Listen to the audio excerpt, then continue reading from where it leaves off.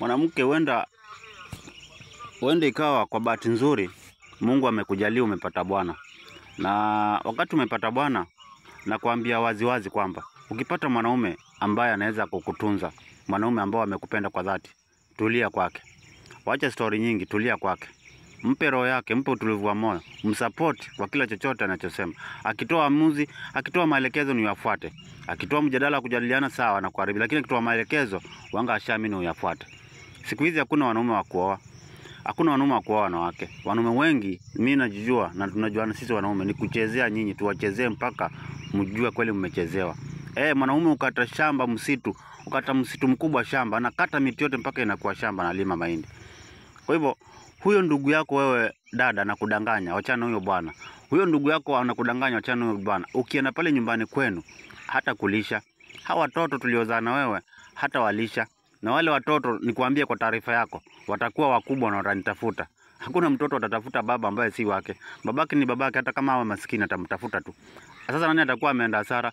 Wewe utakuwa umewalisha, umewalea, wamekuwa hiyo size na wale wanaume wengine, ukiuza hiyo nyama yako huku na huku, lakini mwisho atarudi kwangu wakiwa hivyo watu wazima. Na mimi nitawakaribisha, manake ni watoto wangu, nitawapatia shamba. Na hakuna mtu ataniambia lolote.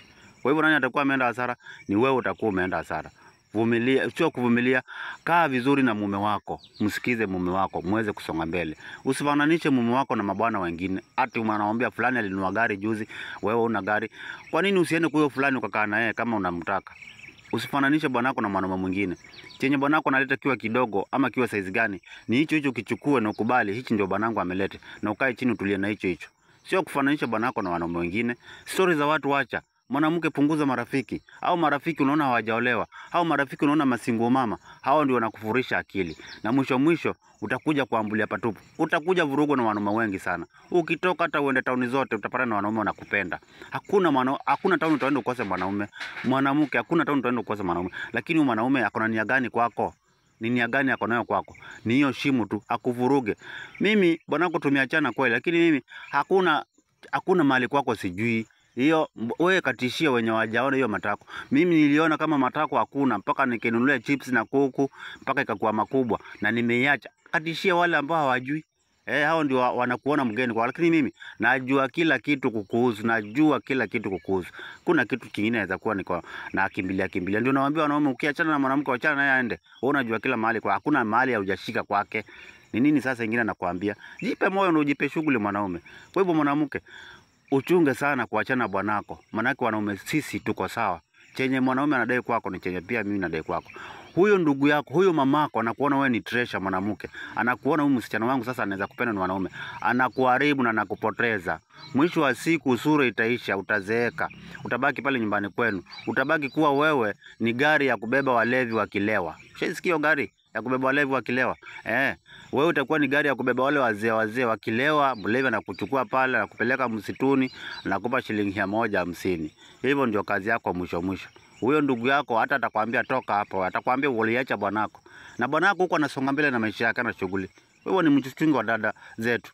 Usione kama kuna watu waanza chini. Huyo tajiri unamtaka pia alikuwa maskini na akasimama na mke wake mpaka wakafikia mahali walipo. Sasa wewe kama unataka tajiri, kwanza jiulize, mimi nataka tajiri ninaishi maeneo gani? Wewe unakaa huko msituni, unataka tajiri akuje wapi huko msituni na hakuna lami, hakuna stima, hakuna police station? Tajiri atakuja huko kwani ni mjinga kuja kuona nani huko? Jiulize ile maeneo unakaa. Na kama unataka tajiri cha ukweli, ujiimprove. Ujitengeneze. Unajua sasa mimi nitaweza kukaa na maeneo ya matajiri, nitaenda kukaa maeneo ya matajiri, nitaenda hata makanisa tena ya kitajiri, hata harusi tena za kitajiri, hata mazishi tena ya kitajiri. Na nikiwa kule sio ati nikae kama maskini. Nivae nguo za kitajiri, ningangane nipate pesa nivae nguo za kitajiri. Ndio tajiri hata akiniona atafikiria ni tajiri mwenzake, atafikiria mimi nimetoka kwa tajiri mwenzake. Sio kutaka tajiri wa viva. La sivyo huyo maskini mwenzako, olewa ni yeye na mpange mikakati mkiwa mmekaa chini na msonge mbele na maisha. Muinvest, muwekeze pole tu na mwisho wa siku mtajipata mko kwa utajiri.